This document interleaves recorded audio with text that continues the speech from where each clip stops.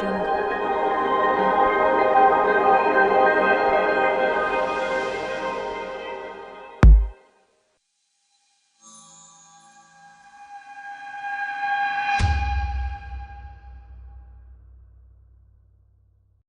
I'm Colonel Darren Cole, the commander of the 438th Air Expeditionary Advisory Group in Kabul, Afghanistan.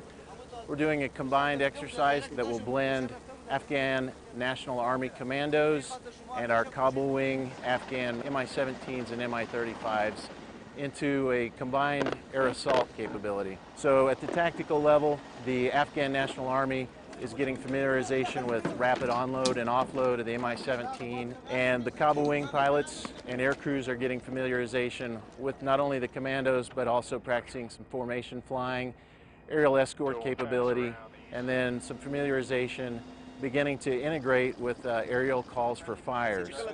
So on a grand scale, what this does is it links together three large strategic advising efforts with the Afghan National Army Commandos, as well as the aerial insertion capability from the helicopters.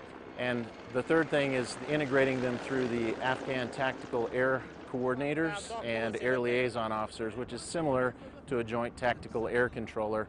This is the Afghan version. As an air advisor, it's been a very positive exercise that if we're able to continue doing this training, we will leave here with the Afghans having an all-Afghan air assault capability so that they can rapidly take direct action against the insurgency groups and the bad actors in the area.